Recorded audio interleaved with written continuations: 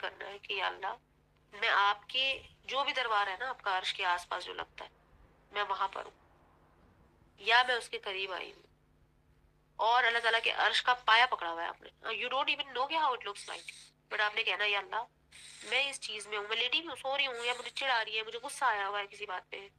بچوں کے شور سے غصہ آ رہا ہے, باہر لائٹ چلی گئی, جیسے پاکستان میں تو مسئلہ بڑا ہے, لائٹ چلی گئی ہے, گرمی ہو رہی ہے, سردی ہو رہی ہے, بارش ہو رہی ہے, بہت سارے مسائل ہیں.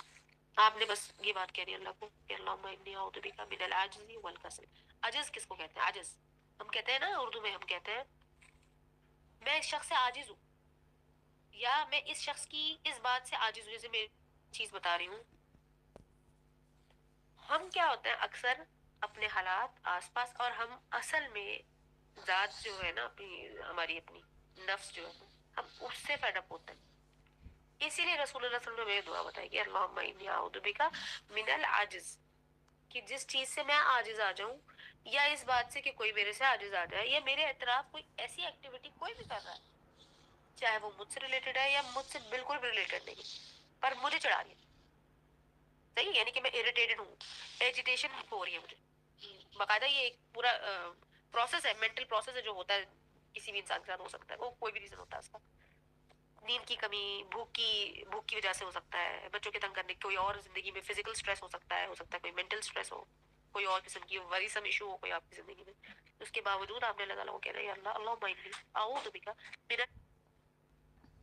من العجز, اور عجز کے درمیان میں آپ نے فوکس کرنا ہے اس بات پہ جو چیز آپ کو تنگ کرے. بعض وقت تو پتہ نہیں چل رہا ہوتا کہ ہمیں تنگی کی ہو کس سے رہی ہے, لیکن جب آپ یہ والا فوکس کریں گے آپ کو آٹومیٹکلی پتا چلے. اچھا, آپ کو نہیں پتا چلے گا, کوئی فائدہ نہیں ہے, پتا ہو پتا نہ ہو, کوئی نقصان بھی نہیں ہو رہا, کوئی فائدہ, کیونکہ جس نے اس چیز کو رفع کرنا ہے اسے پتا ہونا چاہیے, اور وہ تو رب ہے ہمارا اللہ سبحانہ وتعالی جانتا ہے اس بات کو کہ ہم کس چیز سے چڑ رہے ہیں. دوسری چیز ہے من الکسل. اب عجز کی وجہ سے کسل ہوتا ہے. کسل کیا ہوتا ہے؟ سستی اور کاہلی دونوں, سستی بھی اور کاہلی بھی, ٹھیک ہے. ہمارا اب جیسے کوئی کام ہے نا, اکثر لوگ پروکریسٹینیٹ کرتے ہیں, اس کا مطلب ہوتا ہے ایک کام ہے جو کرنا ہے, پتا کہتا ہے میں نے کرنا تو ہے ہی, اور بس آخری وقت پہ کروں گی میں, وہ تو بکا من العجز. اور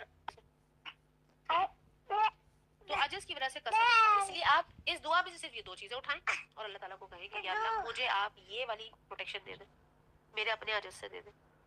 اچھا, ساتھ ہی ساتھ جب یہ عجز اور کسل جاتا ہے, جو کہ جاتا ہی جاتا ہے, مقبول دعائیں نا, ہم نے اس میں پڑھا تھا نا کہ مقبول دعائیں کیا ہوتی ہیں, کیسی ہوتی ہیں, ہم نے حدیث میں کیا پڑھا تھا, کیا اللہ سبحانہ تعالیٰ کیسے جواب دے دیتے ہیں. اسی طرح سے اور مقبول دعا میں بھی اللہ سبحانہ تعالیٰ ایسے رسپونڈ کرتے ہیں. تو پھر آپ کو اندازہ ہو کہ سب سے پہلے آپ نماز میں بہت بہتر پرفارم کرنا شروع ہو جائیں گے. میں یہ نہیں کہہ